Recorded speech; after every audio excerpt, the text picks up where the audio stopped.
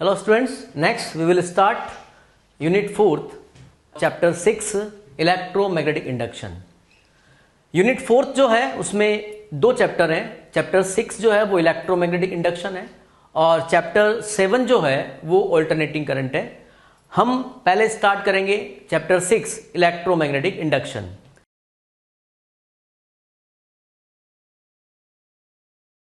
Introduction में हम बात करें तो आप देखिए मूविंग चार्जेस एंड मैग्नेटिज्म में ऑरस्टेड ने यह बताया था कि हम करंट से मैग्नेटिक फील्ड ऑब्टेन कर सकते हैं. आपने देखा होगा कि करंट कैरिंग वायर के चारों तरफ मैग्नेटिक फील्ड प्रोड्यूस हो जाता है. इसका मतलब क्या हुआ कि इलेक्ट्रिसिटी से मैग्नेटिज्म को हमने ऑब्टेन किया या इलेक्ट्रिसिटी से हमने मैग्नेटिज्म को प्रोड्यूस किया. फैराडे ने सोचा कि हो सकता है इसका रिवर्स भी पॉसिबल हो. उसने इस थॉट को लेकर कुछ एक्सपेरिमेंट किए और एक्सपेरिमेंट में उसने क्या किया, उसने एक कॉइल ली, उस कॉइल में से गैल्वेनोमीटर कनेक्ट किया और मैग्नेट को उसके पास में लेकर आया. जैसे ही मैग्नेट को वो उसके पास में लेकर आया वैसे ही गैल्वेनोमीटर ने डिफ्लेक्शन दिया. गैल्वेनोमीटर का डिफ्लेक्शन देना इस बात को रिप्रेजेंट करता है कि मैग्नेट को कॉइल के पास में लाने से ईएमएफ इंड्यूस हुआ है, जिसकी वजह से उस कॉइल में करंट फ्लो हुआ है और करंट फ्लो होने की वजह से गैल्वेनोमीटर ने डिफ्लेक्शन दिया. फैराडे ने और भी बहुत सारे एक्सपेरिमेंट इससे रिलेटेड किए, मैग्नेट और कॉइल से रिलेटेड. उन एक्सपेरिमेंट्स को हम बाद में डिस्कस करेंगे. उससे पहले हम बात करते हैं मैग्नेटिक फ्लक्स की. तो मैग्नेटिक फ्लक्स क्या होता है वो हम बात करेंगे. नेक्स्ट जो है वो मैग्नेटिक फ्लक्स. मैग्नेटिक फ्लक्स बिल्कुल वैसा ही है जैसा हमने इलेक्ट्रिक फ्लक्स में बात की थी इलेक्ट्रोस्टेट्स में. मैग्नेटिक फ्लक्स क्या होता है, मान लीजिए कोई भी सरफेस है वो किसी मैग्नेटिक फील्ड में रखा हुआ है, तो उसके प्लेन से या उसके सरफेस से या उसके एरिया से परपेंडिकुलरली पास होने वाली या क्रॉस होने वाली नंबर ऑफ फील्ड लाइंस जो होती है उसको हम बोलते हैं मैग्नेटिक फ्लक्स. तो यहां पर आप देखिए मैग्नेटिक फ्लक्स जो है linked with a surface held in magnetic field is defined as the number of magnetic field lines crossing that area A. right? अब इस मैग्नेटिक फ्लक्स की वैल्यू हम कैसे फाइंड आउट कर सकते हैं. मान लीजिए ये एक सरफेस दिया हुआ है आपको. सरफेस एरिया जो है उसका एरिया वेक्टर की जो डायरेक्शन होती है बच्चों वो हमेशा उसके प्लेन के परपेंडिकुलर होती है. तो यहां पर आप देखिए अगर ये प्लेन इस तरह से दिया हुआ है तो एरिया वेक्टर की डायरेक्शन आप इसके परपेंडिकुलर ऐसे मान सकते हैं. मैग्नेटिक फील्ड जो दिया हुआ है वो बी वेक्टर है. यहां पर हमने यूनिफॉर्म मैग्नेटिक फील्ड माना हुआ है और दोनों के बीच में जो एंगल है वो थीटा है. तो इस सरफेस से कितना मैग्नेटिक फ्लक्स पास होगा उसकी वैल्यू मुझे फाइंड आउट करनी है. तो हमारे पास फॉर्मूला है, यहां देखिए phi is equal to B vector dot A vector, right. या फिर हम इसको सॉल्व करेंगे तो बी ए कॉस थीटा हो जाएगा. तो किसी भी सरफेस से पास होने वाला जो फ्लक्स है वो हम इस फॉर्मूले से दे सकते हैं, बी ए कॉस थीटा फॉर्मूले से, राइट. अब अगर मान लीजिए मैं यहां पर बात करूं, मान लीजिए जो सरफेस है एरिया वेक्टर जो आपको दिया हुआ है और जो बी वेक्टर है दोनों एक दूसरे के पैरेलल हैं, राइट. इसका मतलब क्या हुआ, इसका मतलब हुआ theta is equal to 0 degree. तो जो मैग्नेटिक फ्लक्स जो पास होगा बच्चों वो मैक्सिमम होगा. मैक्सिमम इसलिए क्योंकि cos 0 की वैल्यू मैक्सिमम कितनी होती है, 1 के बराबर. तो यहां पर आप देखिए फर्स्ट केस में आप देखिए एरिया वेक्टर और बी वेक्टर जो है वो एक दूसरे के पैरेलल है, या फिर मैं यूं भी कह सकता हूं कि जो बी वेक्टर है वो प्लेन के परपेंडिकुलर है. अगर आपसे बोला गया है कि बी वेक्टर यानी कि मैग्नेटिक फील्ड प्लेन के परपेंडिकुलर है तो इसका मतलब हुआ कि ए वेक्टर और B vector both are in same direction. तो थीटा इज इक्वल टू कितना हो जाएगा बच्चों, 0 डिग्री के बराबर. तो यहां पर आप देखिए for a given area flux will B maximum. इस कंडीशन में फ्लक्स जो है वो मैक्सिमम मिलेगा और इसको इस तरह के मैग्नेटिक फील्ड को हम ट्रांसवर्स मैग्नेटिक फील्ड भी बोल सकते हैं. जब भी प्लेन के परपेंडिकुलर अगर कोई फील्ड होता है तो वो ट्रांसवर्स फील्ड कहलाता है. तो यहां पर आप देखिए फाई मैक्सिमम जो आपको मिलेगा वो कितना मिल जाएगा, बी ए के बराबर. नेक्स्ट केस में आप देखिए अगर मान लीजिए मैग्नेटिक फील्ड वेक्टर जो है वो प्लेन के पैरेलल है.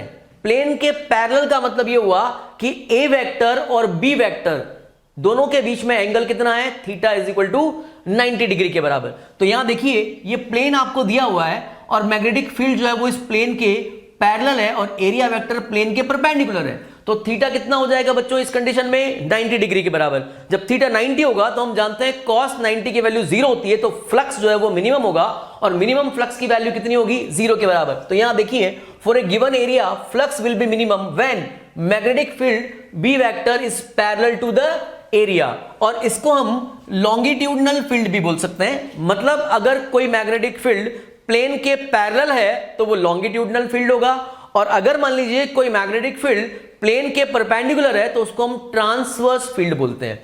तो यहां पर इंपॉर्टेंट क्या है बच्चों, लॉन्गिट्यूडनल फील्ड के केस में फाई जो है फ्लक्स मिनिमम हो जाएगा 0 के बराबर। मैग्नेटिक फ्लक्स आप देखिए हमने बात की है, मैग्नेटिक फ्लक्स जो है वो दो वेक्टर क्वांटिटी का डॉट प्रोडक्ट है, और डॉट प्रोडक्ट में जब भी कोई फिजिकल क्वांटिटी निकल कर आती है तो वो स्केलर क्वांटिटी होती है। तो यहां पर मैग्नेटिक फ्लक्स जो है वो एक स्केलर क्वांटिटी है, मतलब इसकी किसी भी तरह की कोई डायरेक्शन नहीं होती है। अगर हम इसके यूनिट की बात करें तो आप देखिए ऐसा यूनिट जो होती है वो होती है वेबर, फ्लक्स की यूनिट वेबर, या फिर मैं इसको टेस्ला इंटू मीटर स्क्वायर भी बोल सकता हूं। आप ये देखिए फाई इज इक्वल टू क्या होता है बच्चों, बी ए कॉस थीटा के बराबर। तो यहां कॉस थीटा की कोई यूनिट होती नहीं है, मैग्नेटिक फ्लक्स जो है उसकी यूनिट मुझे निकालनी है, तो मैग्नेटिक फील्ड की जो यूनिट है वो तो होती है टेस्ला, और एरिया की यूनिट होती है मीटर स्क्वायर। तो टेस्ला मीटर स्क्वायर को ही हम वेबर भी बोल सकते हैं। तो यहां पर या तो आप वेबर बोल दीजिए या फिर आप टेस्ला मीटर स्क्वायर बोल दीजिए, बोथ आर सेम चीज है। नेक्स्ट आप देखिए सीजीएस यूनिट की अगर हम बात करें तो सीजीएस यूनिट जो होती है फ्लक्स की बच्चों वो होती है मैक्सवेल, और यहां पर मैं इसको गॉस सेंटीमीटर स्क्वायर भी कह सकता हूं, क्योंकि मैग्नेटिक फील्ड की सीजीएस यूनिट जो होती है वो गॉस होती है, और एरिया वेक्टर की सीजीएस यूनिट सेंटीमीटर स्क्वायर हो जाएगी। तो यहां पर सीजीएस यूनिट जो होगी फ्लक्स की मैक्सवेल बोल दीजिए आप, या फिर आप गॉस सेंटीमीटर स्क्वायर बोल दीजिए। एक रिलेशन जो आपको याद भी रखना है, 1 वेबर इज इक्वल टू कितना होता है बच्चों, 10 की पावर 8 मैक्सवेल के बराबर। डायमेंशन की अगर हम बात करें तो इसकी डायमेंशन जो है वो m1l2 t-2 और a-1 के बराबर होगी। डायमेंशन से कैसे आई उसको आप समझिए। मुझे फ्लक्स की डायमेंशन निकालनी है, तो फ्लक्स जो है cos थीटा की कोई डायमेंशन नहीं होती है, तो एक तरह से b इंटू ए की जो डायमेंशन है वही फ्लक्स की डायमेंशन होगी। तो सबसे पहले मैं b की डायमेंशन निकालूंगा, तो आप देखिए एक फॉर्मूला हमने बात की थी, b जो मैग्नेटिक फोर्स होता है किसी भी करंट कैरिंग वायर पे वो होता है F is equal to B I L. तो यहां से आप देखिए B is equal to F upon I into L के बराबर हो जाएगा। अब इसमें फोर्स जो है उसकी डायमेंशन क्या होती है बच्चों, m1 हो जाएगी, L1 और t-2 के बराबर। करंट की डायमेंशन क्या होती है A1, और लेंथ की डायमेंशन होती है L1। तो यहां पे B की जो डायमेंशन होगी वो मैं यहां से निकाल सकता हूं, वो हो जाएगा m1 L0 t-2 और a-1। तो ये किसकी डायमेंशन मिल गई मुझे, B की डायमेंशन। मुझे डायमेंशन किसकी निकालनी है बच्चों, फाई की डायमेंशन निकालनी है। तो फाई की डायमेंशन निकालने के लिए मैं क्या करूंगा, B की डायमेंशन को A की डायमेंशन से मल्टीप्लाई कर दूंगा। तो यहां पर आप देखिए फाई की डायमेंशन निकालने के लिए ये तो हो गया m1 B की डायमेंशन, m1 L0 t-2 और a-1 इंटू एरिया की डायमेंशन क्या होगी L2। ठीक है, तो यहां से आप देखिए फाई की डायमेंशन आपको मिल जाएगी m1 L2 t-2 और a-1 के बराबर। तो यहां से डायमेंशन भी हम निकाल सकते हैं मैग्नेटिक फ्लक्स की। नेक्स्ट आप देखिए फ्लक्स लिंकेज। किसी भी कॉइल से कितना फ्लक्स लिंक्ड है उसकी वैल्यू मुझे निकालनी है। मान लीजिए कॉइल का जो एरिया वेक्टर है और मैग्नेटिक फील्ड वेक्टर जो है, राइट, उनके बीच में जो एंगल है वो थीटा है, राइट।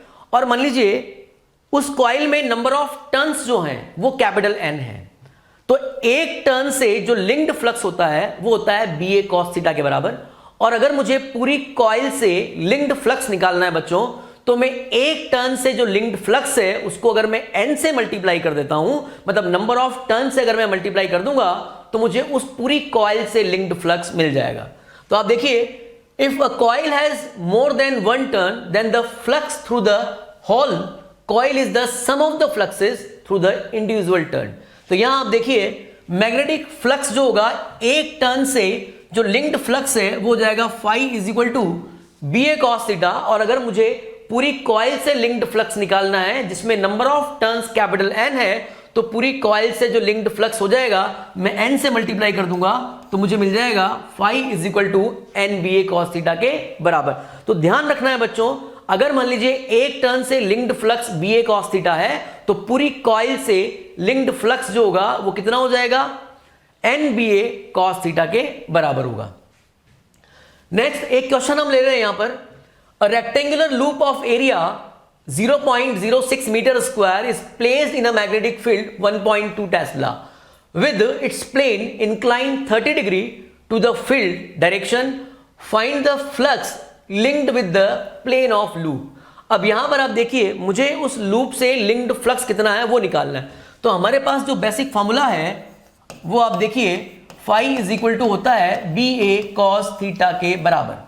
ठीक है बच्चों, आप देखिए एरिया वेक्टर आपको कितना दिया हुआ है, एरिया की जो वैल्यू है वो 0.06 मीटर स्क्वायर है, मैग्नेटिक फील्ड दिया हुआ है आपको 1.2 टेस्ला। और आप ये देखिए इसमें इंपॉर्टेंट क्या है, यहां पर आप देखिए magnetic field 1.2 tesla with its plane inclined 30 degree to the field.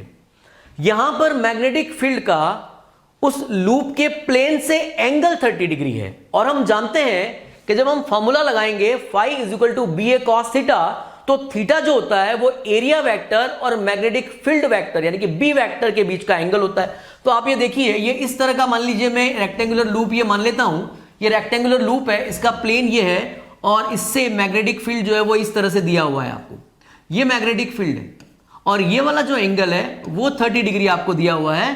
तो एरिया वेक्टर किधर हो जाएगा बच्चों, इसके परपेंडिकुलर ये एरिया वेक्टर हो गया, राइट। तो एरिया वेक्टर और मैग्नेटिक फील्ड वेक्टर के बीच का जो एंगल मिलेगा वो कितना मिलेगा आपको, 60 डिग्री के बराबर। तो यहां से अगर हम सॉल्व करें इसको तो b की वैल्यू आपको दी हुई है 1.2 टेस्ला के बराबर, एरिया वेक्टर आपको दिया हुआ है 0.06 इंटू कॉस 60 की वैल्यू कितनी होती है बच्चों, 1/2 के बराबर। तो ये हो जाएगा 1/2। इसको सॉल्व करेंगे तो फाई इज इक्वल टू आप देखिए ये तो हो गया 0.6 इंटू ये हो जाएगा 0.06। इसको सॉल्व करेंगे तो हमें फ्लक्स मिल जाएगा किसमें, वेबर में। तो इस तरह से आपको यहां पर जो इंपॉर्टेंट है बच्चों वो यही इंपॉर्टेंट है कि जो हमें एंगल दिया हुआ है वो किससे दिया हुआ है और हमें जो फॉर्मूले में वैल्यू रखनी है थीटा की वो बी वेक्टर और एरिया वेक्टर के बीच का एंगल होना चाहिए। एक और क्वेश्चन है, a loop of wire is placed in a magnetic field. एक मैग्नेटिक फील्ड आपको दिया हुआ है बी वेक्टर जिसकी वैल्यू है 0.3 जे कैप टेस्ला और एरिया वेक्टर आपको दिया हुआ है 2 आई कैप प्लस 5 जे कैप माइनस 3 के कैप मीटर स्क्वायर। अगर आपको बी और ए आई कैप जे कैप के कैप की फॉर्म में दिया हुआ हो तो हम डायरेक्ट डॉट प्रोडक्ट करके फ्लक्स की वैल्यू निकाल सकते हैं। तो यहां से फ्लक्स की जो वैल्यू आपको मिलेगी आप देखिए phi is equal to B vector dot A vector. यहां आप देखिए बी वेक्टर आपको दिया हुआ है 0.3 जे कैप, मैं इसको ऐसे भी लिख सकता हूं 0 आई कैप प्लस 0.3 जे कैप प्लस 0 के कैप, राइट। तो ये मैंने इस तरह से लिख दिया है इसको डॉट। यहां पे आप देखिए ए वेक्टर जो होगा वो हो जाएगा 2 आई कैप प्लस 5 जे कैप माइनस 3 के कैप के बराबर। इसका डॉट प्रोडक्ट करेंगे तो आप देखिए आई कैप के मल्टीपल को आई कैप के मल्टीपल से मल्टीप्लाई करेंगे जो कि 0 हो जाएगा, जे कैप के मल्टीपल को जे कैप के मल्टीपल से मल्टीप्लाई करेंगे तो कितना हो जाएगा बच्चों, 5 को मैं मल्टीप्लाई करूंगा किससे, 3 से, तो ये हो जाएगा प्लस 1.5 और इसको इससे मल्टीप्लाई करेंगे तो कितना आ जाएगा 0 के बराबर। तो फाइनली जो आपको फाई मिलेगा वो 1.5 वेबर के बराबर मिल जाएगा।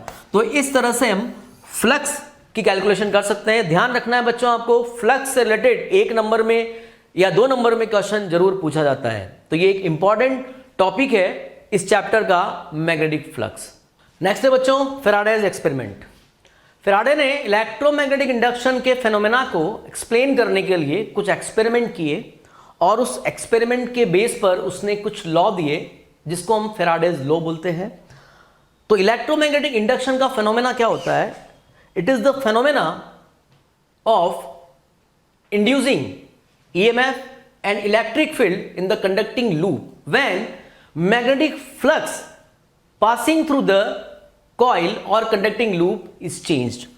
That means हम यहां कह सकते हैं कि phenomena of generation of EMF and electric field in a conducting loop by changing the magnetic flux passing through the loop is called electromagnetic induction. मतलब किसी भी conducting loop से जब कोई भी मैग्नेटिक फ्लक्स उससे पास होने वाला, किसी भी कंडक्टिंग लूप से पास होने वाला मैग्नेटिक फ्लक्स जब चेंज होता है तो उस कंडक्टिंग लूप में ईएमएफ जनरेट हो जाता है या ईएमएफ इंड्यूस हो जाता है, इलेक्ट्रिक फील्ड उसमें इंड्यूस हो जाएगा और उसकी वजह से उस क्लोज लूप में करंट फ्लो होगी, इस फिनोमेना को हम क्या बोलते हैं? इलेक्ट्रोमैग्नेटिक इंडक्शन बोलते हैं।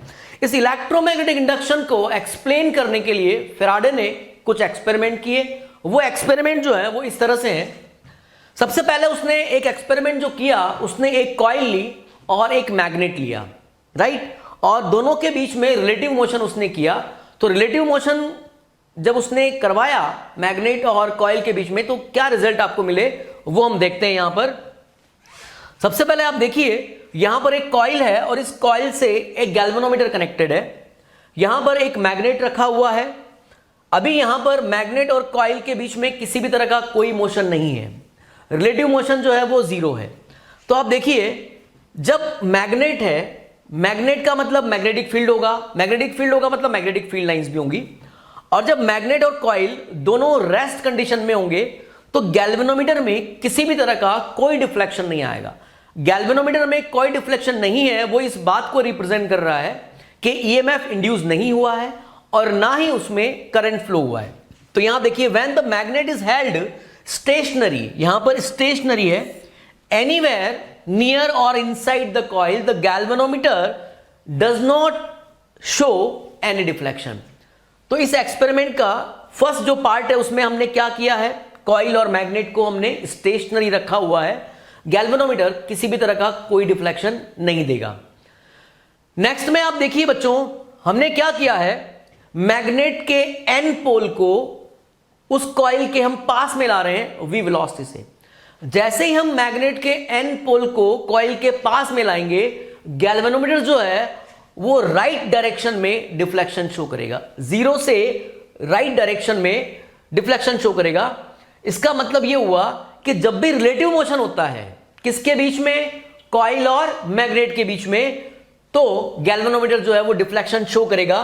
तो यहां देखिए, when the end pole of a strong bar magnet is moved towards the coil the galvanometer shows a deflection right to the zero mark. Zero mark के राइट साइड में गैल्वेनोमीटर ने, यहां देखिए गैल्वेनोमीटर है, इसने डिफ्लेक्शन शो किया।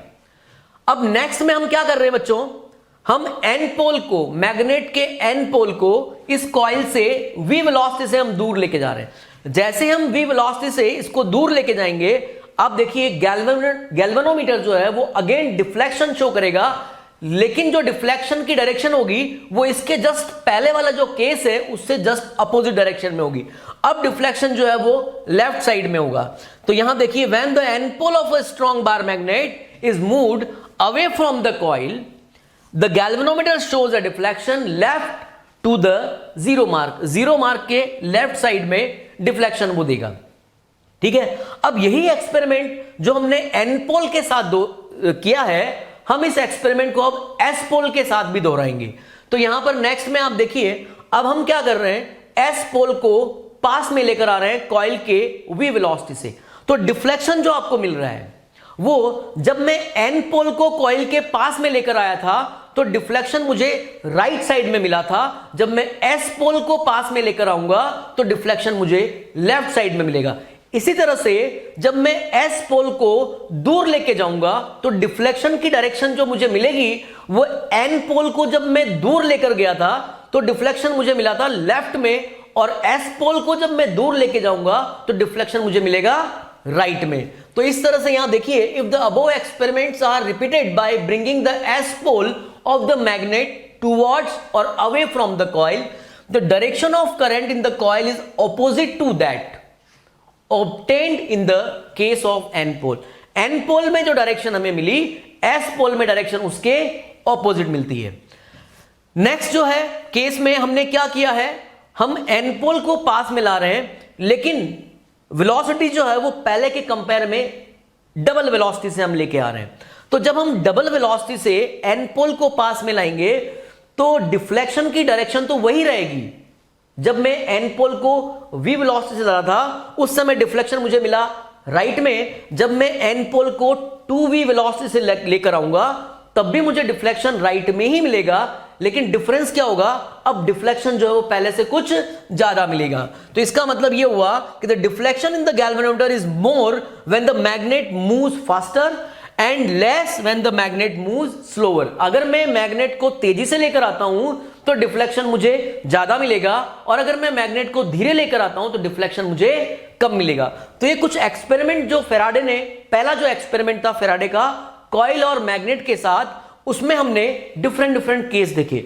अब जो सेकंड एक्सपेरिमेंट है वो क्या है बच्चों, सेकंड एक्सपेरिमेंट में एक कॉइल हमने लिया है C1 जिसको हमने गैल्वेनोमीटर से कनेक्ट किया हुआ है, और दूसरी जो कॉइल है वो करंट कैरिंग कॉइल है C2। अब करंट कैरिंग कॉइल अगर है तो हम जानते हैं कि करंट कैरिंग कॉइल जो है वो मैग्नेटिक फील्ड प्रोड्यूस करता है, तो इसकी मैग्नेटिक फील्ड लाइंस को हमने यहां दिखाया गया है। अब जैसे ही हम इस करंट कैरिंग कॉइल C2 को कॉइल C1 के पास में लेकर आते हैं या इससे दूर लेके जाते हैं तो गैल्वेनोमीटर में डिफ्लेक्शन मिल जाता है। तो आप देखिए when coil C2 is moved towards the coil C1 then galvanometer shows deflection, when C2 is moved away from the coil C1 then galvanometer shows deflection in opposite direction. Again यहां पर भी आप देखिए जो कॉइल C2 है और C1 है इनके बीच में रिलेटिव मोशन हो रहा है। रिलेटिव मोशन होने की वजह से जैसे ही हम पास में लाएंगे तो मैग्नेटिक फ्लक्स जिसकी हमने बात की थी वो बढ़ेगा, और जब हम दूर लेके जाएंगे तो मैग्नेटिक फ्लक्स जो है वो कम होगा। जैसे ही मैग्नेटिक फ्लक्स जो है वो C1 में से पास होने वाला कम या ज्यादा होगा, उसी समय इस गैल्वेनोमीटर में डिफ्लेक्शन आएगा, क्योंकि इसके अंदर जो है वो EMF इंड्यूस हो जाएगा जिसकी वजह से करंट फ्लो होगा। नेक्स्ट जो एक्सपेरिमेंट है बच्चों, थर्ड एक्सपेरिमेंट में हमने क्या किया है, C2 जो कॉइल है उसमें हमने एक टैपिंग की लगा दी है, राइट, और C1 कॉइल के साथ में हमने गैल्वेनोमीटर को कनेक्ट किया हुआ है।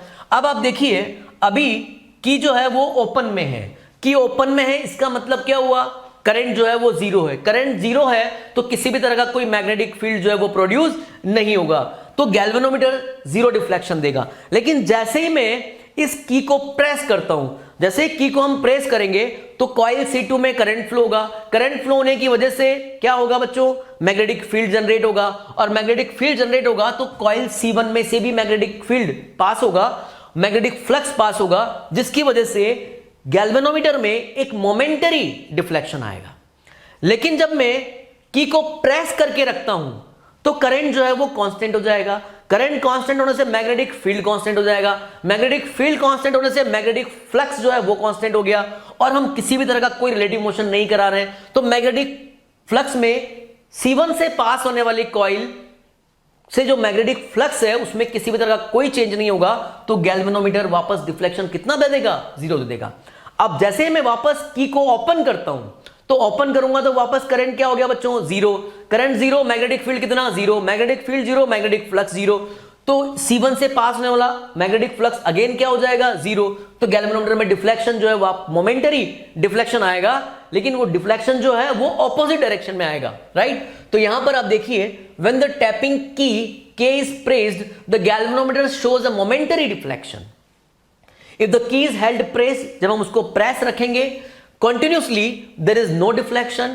When the key is released, a momentary deflection is observed again, but in the opposite direction. तो यहां पर जो तीन एक्सपेरिमेंट हमने यहां पर किए, इन एक्सपेरिमेंट से जो कंक्लूजन निकला वो क्या निकला बच्चों, वो कंक्लूजन आप देखिए। Conclusion, whenever there is a relative motion between source of magnetic field, मतलब मैग्नेट एंड कॉइल, जैसे जब भी कॉइल और मैग्नेट के बीच में रिलेटिव मोशन होगा EMF जो है वो इंड्यूस होगा, राइट। और EMF जब इंड्यूस होगा और वो जो लूप जो है वो क्लोज्ड है तो उसमें करंट फ्लो होगा, और करंट जब फ्लो होगा तो गैल्वेनोमीटर डिफ्लेक्शन देगा। नेक्स्ट जो है आप देखिए, when magnet and coil move towards each other, जैसे ही एक दूसरे के पास में आती हैं तो क्या होता है, उस कॉइल से पास होने वाले मैग्नेटिक फ्लक्स जो है वो इंक्रीज होता है। मैग्नेटिक फ्लक्स इंक्रीज होता है तो ईएमएफ जो है वो इंड्यूस होगा, राइट। और जैसे ही हम उस कॉइल से दूर लेके जाएंगे मैग्नेट को, जब हम मैग्नेट को कॉइल से दूर लेके जाते हैं तो मैग्नेटिक फ्लक्स जो है उस कॉइल से पास होने वाला वो डिक्रीज होगा, राइट। इंक्रीज हो या डिक्रीज हो, कॉइल से पास होने वाला मैग्नेटिक फ्लक्स जो है वो चेंज होना चाहिए। जैसे ही चेंज होगा अगेन ईएमएफ जो है वो इंड्यूस होगा। तो सेकंड में देखिए आप, when the magnet and coil move away from each other the magnetic flux linked with the coil decreases again and EMF is induced. This EMF last so long as the flux is changing. ये EMF तब तक उसमें रहेगा जब तक magnetic flux में change होता रहेगा, राइट। नेक्स्ट आप देखिए, ड्यू टू दिस ईएमएफ, जो ईएमएफ इंड्यूस हुआ है उसकी वजह से इलेक्ट्रिक करंट जो है वो उस कॉइल में फ्लो हो जाएगा, और इलेक्ट्रिक करंट जब फ्लो होगा तो गैल्वेनोमीटर जो है वो डिफ्लेक्शन देगा। तो यहां पर देखिए, due to this EMF an electric current start to flow and the galvanometer shows deflection. यहां पर आप देखिए नेक्स्ट जो पॉइंट है बच्चों, the deflection in a galvanometer last as long the relative motion between the magnet and coil continues. इसका मतलब क्या हुआ? इसका मतलब यह होता है कि जब तक दोनों के बीच में, मैग्नेट और कॉइल के बीच में रिलेटिव मोशन होता रहेगा, तब तक उस कॉइल में से पास होने वाला मैग्नेटिक फ्लक्स जो है वो कंटिन्यूअसली चेंज होता रहेगा, और जब मैग्नेटिक फ्लक्स कंटिन्यूअसली चेंज होगा तो गैल्वेनोमीटर जो है वो डिफ्लेक्शन शो करता रहेगा, ठीक है। तो यहां पर इलेक्ट्रोमैग्नेटिक इंडक्शन का जो फेनोमेना है, अगर हम उसकी बात करें बच्चों, तो यहां फेनोमेना क्या हो जाएगा, जब भी किसी कॉइल और मैग्नेट के बीच में रिलेटिव मोशन होता है तो उस कॉइल से पास होने वाला मैग्नेटिक फ्लक्स कंटिन्यूअसली चेंज होगा, जिसकी वजह से उस कॉइल में ईएमएफ इंड्यूस हो जाएगा और उस कॉइल के अंदर करंट इंड्यूस हो जाएगा, राइट, करंट फ्लो हो जाएगा। तो इस फेनोमेना को हम क्या बोलेंगे? Electromagnetic induction. नेक्स्ट है बच्चों Faraday's laws of electromagnetic induction.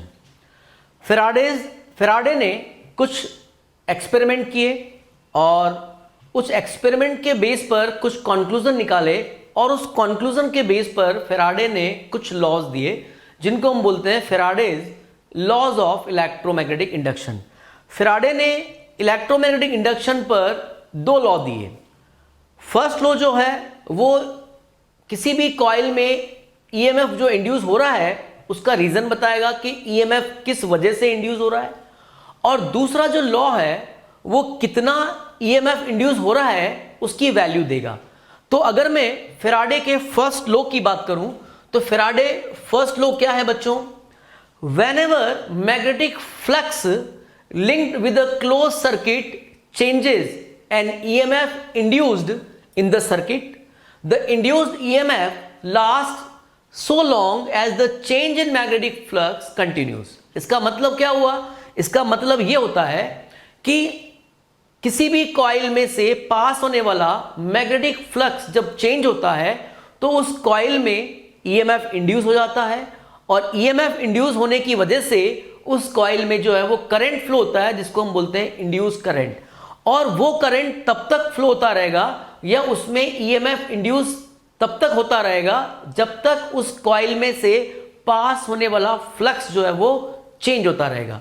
तो ये तो फैराडे का फर्स्ट लॉ की हमने बात की। फैराडे का जो सेकंड लॉ है वो क्या है बच्चों? Magnitude of induced EMF. किसी भी कॉइल में जो ईएमएफ इंड्यूस हो रहा है उस इंड्यूस्ड ईएमएफ का जो मैग्नीट्यूड है वो directly proportional to rate of change of flux होता है। इसका मतलब क्या हुआ? E इज प्रोपोर्शनल टू, मैं क्या बोल सकता हूं? d∅ by dt। तो सेकंड लॉ जो है वो क्या है? The magnitude of EMF induced in a close circuit is directly proportional to rate of change of magnetic flux linked with the circuit. अब यहां पर देखिए, if the change in magnetic flux in a time dt time में अगर मान लीजिए d∅ flux change हो रहा है तो rate of change of flux क्या हो जाएगा? d∅ by dt। तो E इज प्रोपोर्शनल टू क्या होगा बच्चों? d∅ by dt के बराबर। तो ये जो है ये फैराडे का सेकंड लॉ है और ये जो है फैराडे का फर्स्ट लॉ है। अब फैराडे ने दो लॉ जो दिए, पहला लॉ रीजन बताता है ईएमएफ के इंड्यूस होने का, सेकंड लॉ जो है वो ईएमएफ जो इंड्यूस हो रहा है उसके मैग्नीट्यूड के बारे में बात करता है। अब फैराडे ने जो करंट की डायरेक्शन की जो बात की, मतलब करंट जो फ्लो हो रही है, इंड्यूस्ड ईएमएफ जो मिल रहा है और इंड्यूस करंट जो फ्लो हो रही है, उस इंड्यूस करंट की डायरेक्शन के बारे में फैराडे जो है वो नहीं बता पाया। मतलब करंट की डायरेक्शन जो है वो क्यों चेंज हो रही है उसके बारे में वो उसको एक्सप्लेन नहीं कर पाया। जैसे हम एन को कॉइल के पास में लेकर आए, मैग्नेट के एन पोल को जब हम कॉइल के पास में लेकर आए तो करंट की एक डायरेक्शन मुझे मिली। जब हम एन पोल को दूर लेकर गए तो करंट की डायरेक्शन ऑपोजिट हो गई। तो ये करंट की डायरेक्शन क्यों चेंज हो रही है इसको फैराडे एक्सप्लेन नहीं कर पाया। तो इसको एक्सप्लेन किसने किया? इसको एक्सप्लेन किया लेंज ने। लेंज ने एक लॉ दिया जो कि एनर्जी कंजर्वेशन पर बेस्ड है और उस लॉ की हेल्प से उसने करंट की डायरेक्शन को एक्सप्लेन किया। तो नेक्स्ट हम बात करेंगे लेंज लॉ। लेंज लॉ क्या है बच्चों? लेंज लॉ ये बोलता है कि किसी भी लूप में या कंडक्टिंग लूप जो है उस लूप में इंड्यूस्ड ईएमएफ की डायरेक्शन और इंड्यूस करंट की डायरेक्शन इस तरह से होती है कि वो उस रीजन को अपोज करता है जिसकी वजह से उसमें करंट फ्लो हो रहा है। और ये जो लॉ है वो किस पर बेस्ड होता है बच्चों? एनर्जी कंजर्वेशन पर बेस्ड लॉ है। तो पहले हम लॉ की बात करें, ये इंपॉर्टेंट भी है बच्चों, एग्जाम में ये लॉ पूछा जाता है। Lenz law states that the induce current produced in the circuit always flow in such a direction, right, it opposes the change और कॉज दैट प्रोड्यूस्ड इट। मतलब वो उस कॉज को अपोज करता है जिसकी वजह से करंट जो है वो इंड्यूस हुआ है। अब अगर मान लीजिए एक कॉइल आपके पास में है जिसमें नंबर ऑफ टर्न्स जो है वो कैपिटल एन है और एक टर्न से लिंक्ड फ्लक्स जो है वो फाई है, तो पूरी कॉइल से लिंक्ड फ्लक्स कितना हो जाएगा बच्चों? एन फाई के बराबर। तो यहां पर देखिए, if the coil has n number of turns and phi is the magnetic flux linked with each turn of the coil, then the total magnetic flux linked with the coil at any time is equal to कितना हो जाएगा? n phi के बराबर। तो यहां पर अगर मैं EMF की बात करूं तो EMF क्या हो जाएगा? इंड्यूस्ड EMF हो जाएगा E is equal to minus d n phi by dt के बराबर। यहां पर n phi क्या है? मैग्नेटिक फ्लक्स है। अब n तो किसी भी कॉइल का जो है वो कांस्टेंट रहेगा, तो n को हमने आगे ले लिया तो क्या बन गया? ये minus n D phi by D T के बराबर। और डी फाई क्या होता है बच्चों? एक तरह से चेंज इन फ्लक्स होता है, मैग्नेटिक फ्लक्स, और डी टी क्या है? टाइम। तो यहां पे t टाइम में कितना फ्लक्स चेंज हुआ? Phi two minus phi one के बराबर। अब यहां पे इंपॉर्टेंट क्या है?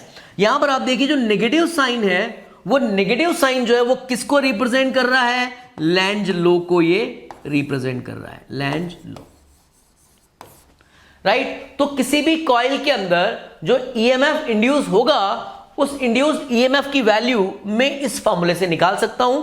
तो मान लीजिए कॉइल में number of turns capital N है, फ्लक्स में जो चेंजेस हो रहा है फाई वन से मान लीजिए फाई टू हो गया, तो चेंज कितना हुआ? Phi two minus phi one. और इस चेंज को होने में जो टाइम लगा वो टी टाइम लगा। तो ईएमएफ जो इंड्यूस होगा E इज इक्वल टू मैं लिख सकता हूं minus N phi two minus phi one upon T के बराबर। तो ये इंड्यूस ईएमएफ का आपको फॉर्मूला मिल गया, राइट। अब डायरेक्शन जो है वो उसमें करंट की जो होगी वो किस तरह से होगी इसको हम समझते हैं। तो नेक्स्ट आप देखिए, पहली बात तो इसको समझने के लिए इंपॉर्टेंट क्या है? एक चीज हम जानते हैं कि कोई भी करंट कैरिंग जो लूप होता है उसको मैं मैग्नेटिक डाइपोल बोल सकता हूं। किसी भी करंट कैरिंग लूप को हम क्या बोल सकते हैं बच्चों? Magnetic dipole. मैग्नेटिक डाइपोल का मतलब है जब भी किसी लूप में करंट फ्लो होती है तो उसमें दो पोल बन जाते हैं, एक एन पोल बनता है और एक एस पोल बनता है। जैसे मान लीजिए ये एक कोई करंट कैरिंग लूप है जिसमें करंट की डायरेक्शन जो है वो एंटी क्लॉकवाइज है, राइट। तो अगर मान लीजिए करंट की डायरेक्शन एंटी क्लॉकवाइज है तो आप राइट हैंड लीजिए, करंट की डायरेक्शन में कर्लिंग फिंगर को रखिए और थंब जो है वो किसको रिप्रेजेंट करेगा? वो एन पोल को। तो यहां पर आप देखिए ये जो है ये इस तरह से मैं एन बना देता हूं। तो ये सामने वाला जो फेस है, जिधर थंब रहेगा उधर एन पोल बनेगा, और इस कॉइल के जो बैक साइड वाला जो फेस है वो क्या बनेगा, वो एस पोल बनेगा। इसी तरह से अगर मान लीजिए मैं करंट की डायरेक्शन को क्लॉकवाइज लेता हूं, तो क्लॉकवाइज देने का मतलब है करंट की डायरेक्शन ये हो जाएगी बच्चों, तो थंब किधर जा रहा है, अंदर की तरफ, तो इसका जो पीछे वाला फेस होगा वो बनेगा एन, और इसका सामने वाला जो फेस होगा, मैं इसको एस बना देता हूं इस तरह से, सामने वाला जो फेस बनेगा वो एस बनेगा।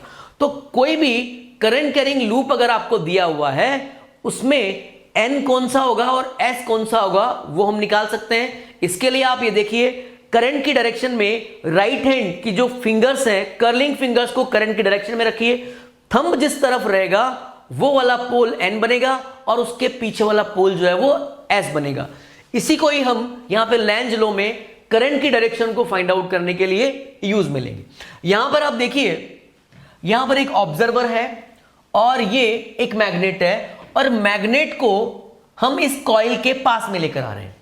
जब मैग्नेट को हम कॉइल के पास में लेकर आएंगे तो कॉइल से पास होने वाला मैग्नेटिक फ्लक्स चेंज होगा। जब कॉइल से पास होने वाला मैग्नेटिक फ्लक्स चेंज होगा तो उस कॉइल में ईएमएफ इंड्यूस हो जाएगा, और कॉइल में जब ईएमएफ इंड्यूस हो जाएगा तो उस कॉइल में इंड्यूस करंट जो है वो फ्लो होगा। अब मुझे उस इंड्यूस करंट की डायरेक्शन की बात करनी है according to Lenz law. Lenz क्या बोलता है बच्चों कि इंड्यूस करंट की डायरेक्शन जो है वो इस तरह से फ्लो होगी कि वो उस रीजन का अपोज करेगा जिसकी वजह से वो करंट फ्लो हुआ है। तो आप देखिए रीजन क्या है, जब मैं इस मैग्नेट के एन को पास में लेकर आऊंगा उसकी वजह से इस कॉइल में से पास होने वाला मैग्नेटिक फ्लक्स चेंज होगा। मैग्नेटिक फ्लक्स चेंज होगा तो करंट जो है वो फ्लो होगी। अब करंट इस तरह से फ्लो होगी कि ये इस मैग्नेट के पास आने का अपोज करेगा। तो आप देखिए, आप किसको लेकर आ रहे हैं, मैग्नेट के एन पोल को पास में लेकर आ रहे हैं, तो करंट की डायरेक्शन जो है वो इस तरह से होगी कि इसके सामने वाला जो फेस है वो एन बनेगा और इसके पीछे वाला जो फेस है वो एस बनेगा। क्योंकि जब ये सामने वाला फेस एन बनेगा तो ये जो एन है वो इसके एन को क्या करेगा बच्चों, पास आने का अपोज करेगा, राइट। तो करंट की डायरेक्शन इसमें जो फ्लो होगी वो एंटी क्लॉकवाइज डायरेक्शन होगी। आप देखिए, करंट की डायरेक्शन जब यू फ्लो होगी तो थंब इधर है तो इधर वाला फेस क्या बनेगा, एन, और इधर वाला फेस बनेगा एस। जब ये एन बनेगा तो ये इसके एन को पास आने का अपोज करेगा। तो इसमें जो करंट की डायरेक्शन होगी वो एंटी क्लॉकवाइज होगी। तो यहां पर आप देखिए, coil face behave as north pole, मतलब ऑब्जर्वर की तरफ का जो फेस है वो एन बनेगा और पीछे वाला जो फेस है वो एस बनेगा। तो यहां कह सकता हूं मैं, coil face behaves as north pole to oppose the motion of magnet. Next आप देखिए, अब मैं इस मैग्नेट के एन पोल को कॉइल से v वेलोसिटी से मैं दूर लेके जा रहा हूं। जब मैं एन को दूर लेके जाऊंगा, राइट, तो इसमें से पास होने वाला मैग्नेटिक फ्लक्स अगेन जो है वो चेंज होगा। जब मैग्नेटिक फ्लक्स चेंज होगा तो इस कॉइल में इंड्यूस करंट जो है वो फ्लो होगा। अब मुझे इंड्यूस करंट की डायरेक्शन की बात करनी है। लेंज लॉ क्या बोलता है बच्चों, उस रीजन को अपोज करेगा जिसकी वजह से करंट जो है वो फ्लो हुआ है। तो करंट किसकी वजह से फ्लो हुआ है, एन पोल के दूर जाने की वजह से। जब एन पोल दूर जाएगा तो इसका अपोज कैसे होगा कि करंट की डायरेक्शन इस तरह से हो कि वो एन पोल को पास में खींचे, मतलब अपनी तरफ अट्रैक्ट करने की कोशिश करे। और एन पोल को अपनी तरफ अट्रैक्ट कब करेगा, जब इसमें करंट की डायरेक्शन क्लॉकवाइज होगी। क्योंकि जब इसमें करंट की डायरेक्शन क्लॉकवाइज होगी इस तरह से, तो इधर एन बनेगा, इधर एस बनेगा। तो एस पोल जो बनेगा वो एन को अपनी तरफ क्या करेगा बच्चों, अट्रैक्ट करेगा। तो इसमें जो करंट की डायरेक्शन है वो क्लॉकवाइज डायरेक्शन में होगी। ये क्लॉकवाइज और एंटी क्लॉकवाइज हम किसके बेस पर बात कर रहे हैं, इस ऑब्जर्वर की पोजीशन के बेस पर बात कर रहे हैं। तो यहां पर तो ऑब्जर्वर के रेस्पेक्ट में एंटी क्लॉकवाइज डायरेक्शन हो जाएगी, और यहां पर ऑब्जर्वर के रेस्पेक्ट में जो करंट फ्लो होगी इस कॉइल में वो क्लॉकवाइज डायरेक्शन में होगी। तो यहां आप देखिए, coil face behaves as south pole to oppose the motion of magnet. तो इस तरह से हम किसी भी कॉइल में इंड्यूस करंट की डायरेक्शन फाइंड आउट कर सकते हैं। आपको केवल लेंज लो ध्यान रखना है बच्चों। लेंज लो के अकॉर्डिंग क्या है, जो भी उसमें करंट इंड्यूस हो रही है, राइट, वो किस रीजन से हो रही है, करंट की जो डायरेक्शन होगी वो उस रीजन को अपोज करेगी जिसकी वजह से उसमें करंट फ्लो हो रहा है। That is the Lenz law. तो यहां पर आप देखिए E इज इक्वल टू हमने लिखा है minus D phi by D T. तो माइनस डी फाई जो माइनस साइन है वो किसको रिप्रेजेंट कर रहा है, वही लेंज लो को रिप्रेजेंट कर रहा है। लेंज लो का मतलब है अपोज, जो वर्ड हमने यूज में लिया है, जिस रीजन को वो अपोज कर रहा है उस अपोज वर्ड को हमने यहां पर किससे रिप्रेजेंट किया है, नेगेटिव साइन से हमने रिप्रेजेंट किया है। नेक्स्ट है बच्चों नो ईएमआई केसेस। मतलब ईएमआई कब नहीं होगा या ईएमएफ कब इंड्यूस नहीं होगा, उसके कुछ केसेस हमें डिस्कस करने हैं। ईएमएफ उस कंडीशन में इंड्यूस नहीं होगा जब या तो किसी कॉइल से किसी भी तरह का कोई फ्लक्स पास ना हो, या फिर अगर उस कॉइल से फ्लक्स पास तो हो लेकिन वो टाइम के रेस्पेक्ट में कांस्टेंट हो। तो अगर ये दो कंडीशन है, या तो फाई जीरो है तो ईएमएफ इंड्यूस नहीं होगा, मतलब ईएमआई का कॉन्सेप्ट जो है वो नहीं आएगा, या फिर फाई जो है वो कांस्टेंट है तो भी इंड्यूस्ड ईएमएफ नहीं होगा और ईएमआई का कॉन्सेप्ट नहीं आएगा। तो यहां पर आप देखिए नो ईएमआई केसेस। फर्स्ट में यहां पे देखिए phi is equal to zero, मतलब no flux linkage through the coil, EMI नहीं होगा, मतलब इलेक्ट्रोमैग्नेटिक इंडक्शन का फिनोमेना नहीं होगा। और फाई अगर मान लीजिए टाइम के रेस्पेक्ट में कांस्टेंट है, मतलब flux linkage through the coil is constant, again no EMI. ठीक है, तो यहां पर कुछ केसेस हम ले रहे हैं बच्चों जिसमें हम ये बात करेंगे कि फाई जो है वो जीरो और फाई जो है वो कांस्टेंट है, तो ईएमआई किस तरह से नहीं होगा। केसेस फर्स्ट में आप देखिए, यहां पर एक करंट कैरिंग वायर आपको दिया हुआ है जिसमें करंट फ्लो हो रहा है, वर्टिकल वायर है, और यहां पर एक लूप आपको दिया हुआ है, एक कंडक्टिंग लूप है जो कि हॉरिजॉन्टल है, मतलब वायर तो इस तरह से आपको दिया हुआ है और लूप जो है वो कंडक्टिंग लूप इस तरह से है।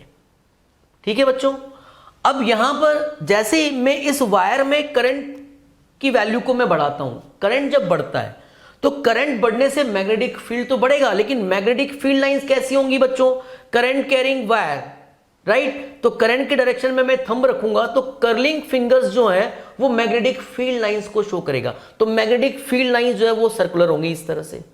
ठीक है, अब आप एक चीज देखिए, जो हमने कंडक्टिंग लूप लिया है उसका प्लेन और जो मैग्नेटिक फील्ड लाइंस जो कि सर्कुलर होंगी उसका प्लेन जो है, दोनों का प्लेन पैरेलल है, तो इस कंडक्टिंग लूप से पास होने वाला फ्लक्स जो है वो कितना होगा, जीरो के बराबर। जब फ्लक्स जीरो होगा तो किसी भी तरह का कोई फ्लक्स में चेंज नहीं हो रहा है, राइट, तो ईएमएफ इंड्यूस नहीं होगा और ईएमआई का कॉन्सेप्ट नहीं आएगा। तो केस फर्स्ट में आप देखिए, if current I increases with respect to time, no EMF induce in loop because no flux associated with it, as plane of circular field lines of straight wire is parallel to the plane of loop. तो यहां पर ध्यान रखना है बच्चों, अगर magnetic field lines का जो प्लेन है और जो कंडक्टिंग लूप का जो प्लेन है वो अगर एक दूसरे के पैरेलल है तो फ्लक्स क्यों पास नहीं होगा, क्योंकि फाई इज इक्वल टू हम जानते हैं बी ए कॉस थीटा के बराबर होता है, और जब दोनों के प्लेन पैरेलल होंगे तो थीटा यहां पर कितना हो जाएगा, 90 डिग्री के बराबर, तो फ्लक्स जो है वो कितना होगा बच्चों, जीरो के बराबर। ठीक है, नेक्स्ट केस में आप देखिए, यहां पर एक सोलेनॉइड आपको दिया हुआ है और एक करंट कैरिंग वायर जो है वो बीच में से निकल रहा है। ठीक है, तो जैसे ही मैं इस वायर में करंट की वैल्यू को जब मैं बढ़ाता हूं तो करंट की वैल्यू बढ़ने से मैग्नेटिक फील्ड बढ़ता है, लेकिन क्योंकि सोलेनॉइड का जो क्रॉस सेक्शन एरिया है उसका जो प्लेन है और मैग्नेटिक फील्ड लाइंस का जो प्लेन है वो पैरेलल है, इस वजह से उस सोलेनॉइड के एरिया से किसी भी तरह का कोई फ्लक्स जो है वो पास नहीं होगा, और फ्लक्स जब पास नहीं होगा तो कोई ईएमएफ इंड्यूस भी नहीं होगा।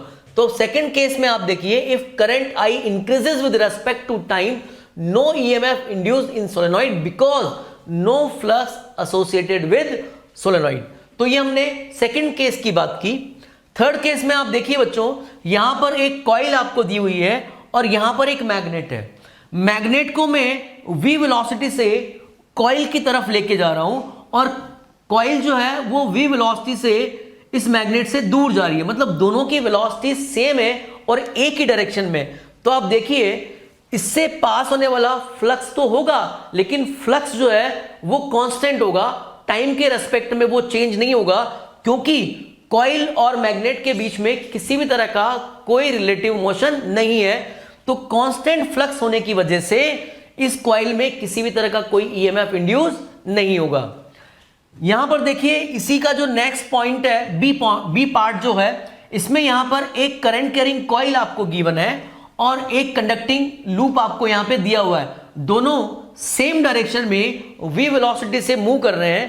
तो इस करंट कैरिंग कॉइल की वजह से मैग्नेटिक फील्ड प्रोड्यूस होगा और मैग्नेटिक फ्लक्स भी होगा, लेकिन इस कॉइल से पास होने वाला मैग्नेटिक फ्लक्स जो है वो टाइम के रेस्पेक्ट में कांस्टेंट होगा, क्योंकि किसी भी तरह का कोई रिलेटिव मोशन नहीं है।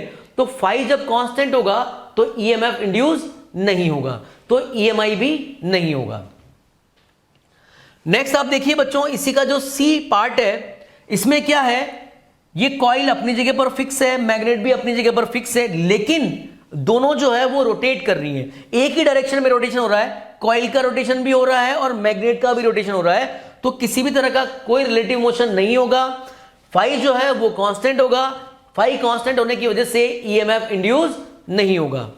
नेक्स्ट में आप देखिए यहां पे करंट कैरिंग कॉइल है, दूसरी यहां पर दूसरी कंडक्टिंग कॉइल आपको दी हुई है, दोनों सेम एंगुलर वेलोसिटी से रोटेट हो रही है सेम डायरेक्शन में। तो रिलेटिव मोशन क्योंकि जीरो है तो फाई जो है वो कांस्टेंट होगा, और फाई कांस्टेंट होगा तो ईएमएफ जो है वो इंड्यूस नहीं होगा।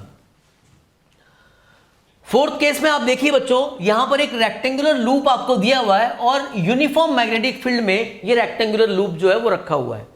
जब ये रेक्टेंगुलर लूप जो है वो यूनिफॉर्म मैग्नेटिक फील्ड में मूव करता है, तो इस लूप से पास होने वाला मैग्नेटिक फ्लक्स जो है वो टाइम के रेस्पेक्ट में कांस्टेंट होता है। जब मैग्नेटिक फ्लक्स कांस्टेंट होगा तो ईएमएफ इंड्यूस नहीं होगा। तो यहां देखिए एनी रेक्टेंगुलर कॉइल और loop translates with the uniform transverse magnetic field, no EMF induce in it because its flux जो है रिमेन्स कांस्टेंट। यहां ध्यान रखना है बच्चों, ये लूप जो मूव कर रहा है वो केवल मैग्नेटिक फील्ड के अंदर ही कर रहा है, मैग्नेटिक फील्ड से बाहर नहीं निकल रहा है, ये आपको ध्यान रखना है।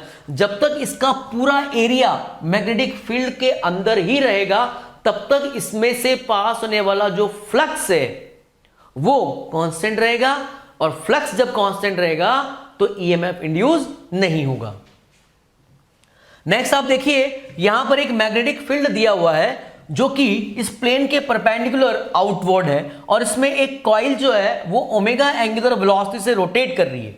मतलब मैग्नेटिक फील्ड जो है वो ट्रांसवर्स मैग्नेटिक फील्ड है और कॉइल जो है वो एंगुलर वेलोसिटी से ओमेगा एंगुलर वेलोसिटी से रोटेट कर रही है। तो इस कॉइल में से पास होने वाला जो मैग्नेटिक फ्लक्स होगा वो टाइम के रेस्पेक्ट में कांस्टेंट होगा, और कांस्टेंट होने की वजह से ईएमएफ इंड्यूस नहीं होगा। तो यहां फिफ्थ केस में आप देखिए बच्चों, एनी कॉइल और loop rotates about it's geometrical axis. इसका ज्योमेट्रिकल एक्सिस में ये मान लेता हूं, और इस ज्योमेट्रिकल एक्सिस के रेस्पेक्ट में ये ऐसे रोटेट कर रहा है और मैग्नेटिक फ्लक्स इस प्लेन के परपेंडिकुलर आउटवर्ड है, right. Axis in uniform transverse magnetic field, no EMF induced in it because its flux remains constant। तो फ्लक्स जो है वो कांस्टेंट होगा, इस वजह से कोई EMF इंड्यूस नहीं होगा। नेक्स्ट आप देखिए सिक्स्थ केस में आप देखिए बच्चों, if current of one coil, यहां पे दो कॉइल आपको गिवन है। एक कॉइल में इस तरह से एक कॉइल का प्लेन जो है वो हॉरिजॉन्टल है और दूसरी कॉइल का जो प्लेन है वो वर्टिकल है। इसमें करंट फ्लो हो रहा है, राइट। इसमें जो करंट फ्लो हो रहा है उसकी वजह से मैग्नेटिक फील्ड जो है वो प्रोड्यूस होगा। तो यहां पे आप देखिए, if current of one coil और लूप आइदर इंक्रीज और decrease, no EMI induced in another coil because no flux associated with the coil which are placed mutually perpendicular. आप देखिए यहां पर इस कॉइल में जो करंट फ्लो हो रहा है बच्चों, करंट इस तरह से, तो मैग्नेटिक फील्ड की डायरेक्शन कैसे होगी, ये मैग्नेटिक फील्ड की डायरेक्शन होगी, ये तो मैग्नेटिक फील्ड हो गया। दूसरी जो कॉइल है वो इस तरह से रखी हुई है, उसका जो प्लेन है वो वर्टिकल है। तो जब कॉइल ऐसे रखी हुई है तो एरिया की डायरेक्शन किधर होगी, इसके एरिया की डायरेक्शन ये हो जाएगी।